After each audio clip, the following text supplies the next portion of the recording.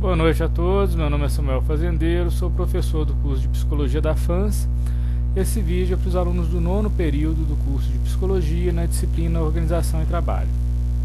Bem, hoje vamos trabalhar um pouco sobre o texto 8, que vai estar falando um pouquinho da saúde mental e da psicologia no trabalho.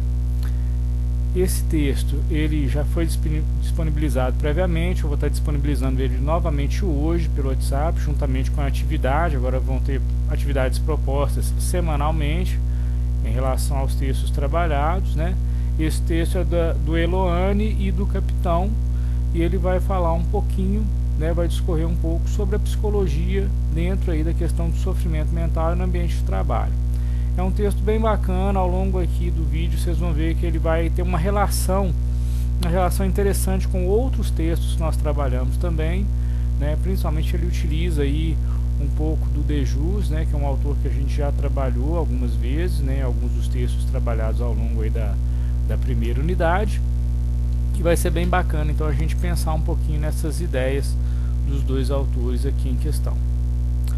Bom, vamos lá.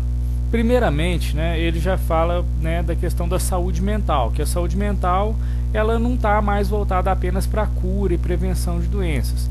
A saúde mental está muito mais do que isso hoje, e ela vai estar voltada para melhores condições de saúde para a população como um todo. Então, assim, a gente já não pode pensar naquela saúde como ausência de doença ou prevenção de doença apenas, mas qualidade de vida, ou seja, desenvolvimento integral desse ser humano. A saúde, então, a preocupação com a saúde, ela vai estar voltada para uma preocupação com o desenvolvimento do indivíduo, com a qualidade de vida desse indivíduo, e não apenas com a ausência de doença ou com a prevenção de uma possível doença. Ela vai estar voltada para a atenção integral. Esse é um ponto muito bacana do texto, quando ele já começa dando essa informação e dá o tom em como que a gente vai trabalhar esse texto de organizacional e trabalho. Bem, só trabalhar, só divertir ou nenhuma dessas alternativas, ou não fazer nada disso, tudo isso é preocupante, Tanto o indivíduo que ele fica exclusivamente por conta de trabalho, um workaholic, o indivíduo que fica exclusivamente por conta de se divertir, ele não se preocupa em nenhuma atividade remunerada, ou nenhum tipo de atividade intelectual para ele estar desenvolvendo, ou o indivíduo que nem dá conta de fazer nada disso, ele está completamente prostrado. Todas essas situações elas vão chamar a atenção da psicologia organizacional, elas vão chamar a atenção dessa relação trabalho e psicologia, e a gente vai ter que estar atento para isso como profissionais. Tanto trabalho quanto a diversão, eles vão ser necessários para o ser humano, vão ser necessários para se desenvolver bem, só que tudo isso dentro de uma proporção satisfatória. Mas o que seria uma proporção satisfatória? Uma proporção satisfatória não dá para falar uma exclusiva para todo e qualquer indivíduo, mas é necessário que a pessoa se sinta bem e consiga produzir a partir aí da vida. Não é um total viés de ostracismo, mas também não é um total trabalho ou diversão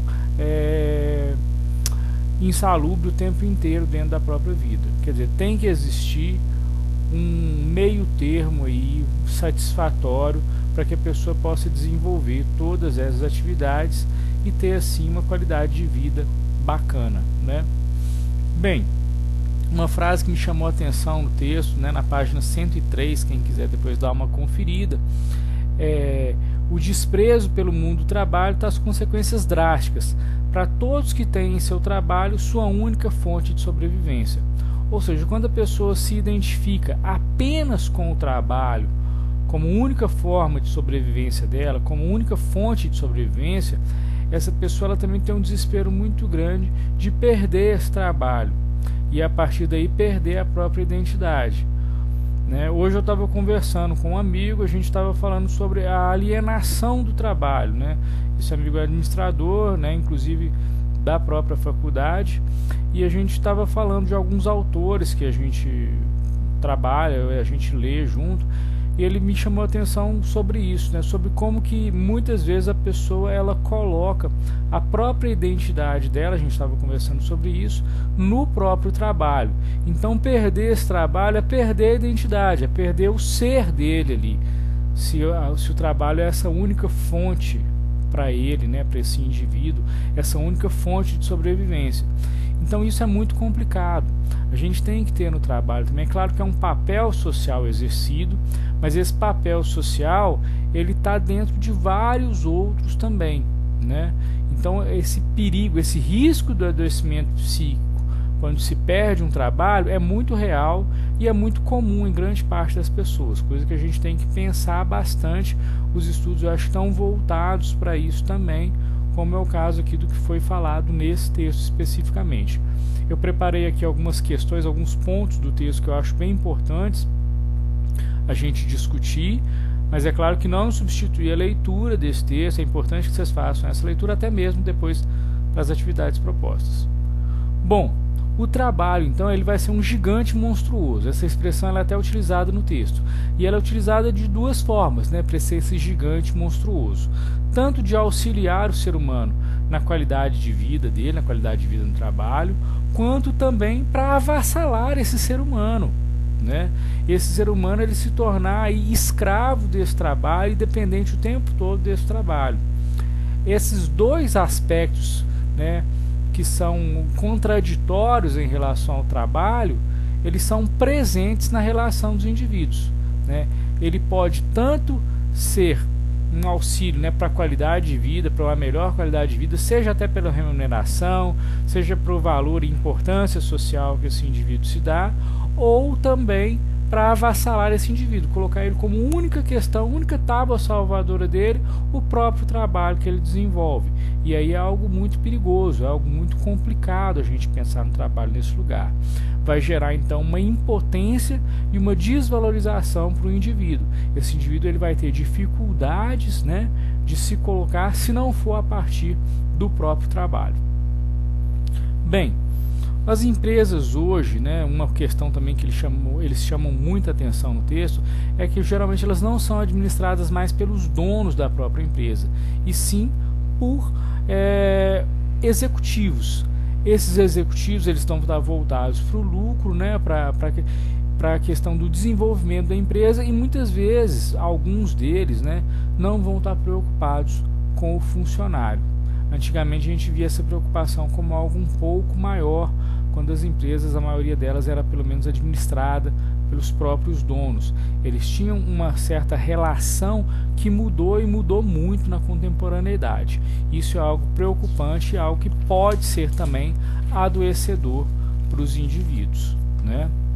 Dando sequência, a gente faz uma discussão então no texto agora, né, do tempo no trabalho para o tempo em casa. Essa discussão é muito interessante porque a gente passa aí talvez a maior parte do dia no trabalho, né? A maior parte do dia, descontando o tempo que a gente está dormindo, descontando o tempo que a gente está se alimentando, que a gente está se locomovendo para ir no trabalho, mas a parte que a gente está especificamente no trabalho é uma parte muito grande do nosso dia. Então, supõe-se, né, que quando você passa muito tempo no seu trabalho, né, a maioria das pessoas passa muito tempo no trabalho, que elas vão desenvolver relações afetivas, relações muito importantes dentro do trabalho. Mas o que as pesquisas revelam é que isso não tem acontecido, né? Na verdade, as relações do trabalho elas não estão tendo uma qualidade de relações, né? O tempo inteiro a gente vê assim, relações de mais passageiras, relações imediatas e relações marcadas inclusive pela competitividade. Então a gente já não consegue estabelecer vínculos positivos no trabalho. É muito comum hoje as pessoas elas irem para o trabalho, elas têm até uma relação com aqueles colegas de trabalho, mas essa relação ela não ser uma relação saudável.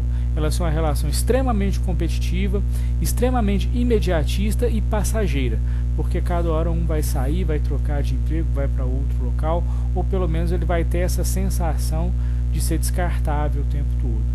Isso é algo que contribui muito para um adoecimento psíquico, é algo que tem que ser muito observado pelo profissional da psicologia.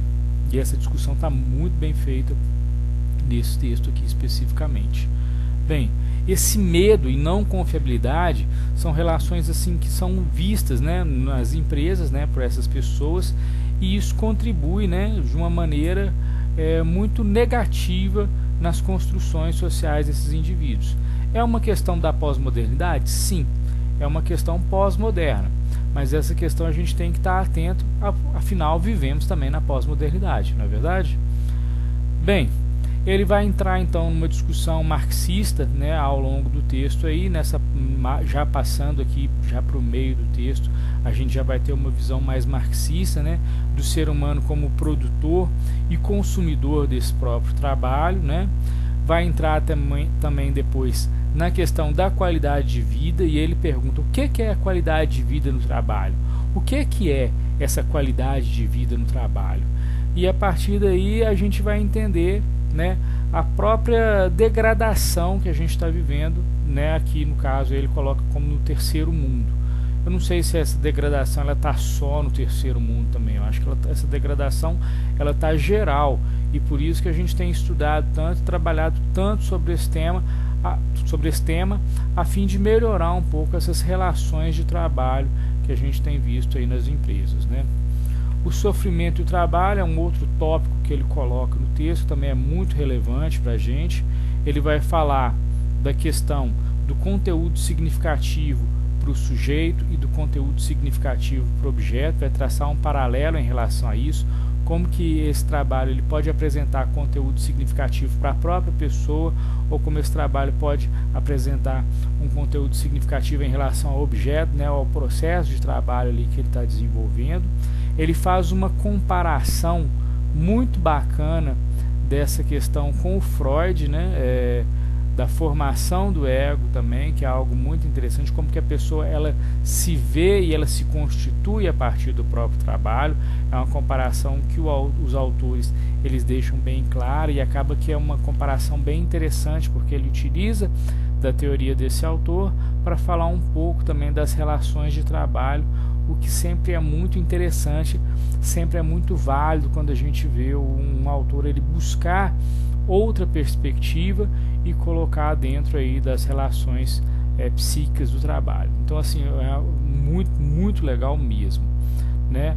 Novamente ele vai voltar naquele ponto do de jus que a gente já falou no texto anterior, a gente já falou nos textos da primeira unidade também, do sofrimento criador, que é aquele sofrimento que você tem uma dificuldade, mas volta isso para a criação de algo, e também para o sofrimento patogênico, que já é quando você não consegue se desenvolver bem mais, você fica travado em relação à criação, e esse sofrimento ele é totalmente patogênico, voltado para questões já de debilitar sua saúde.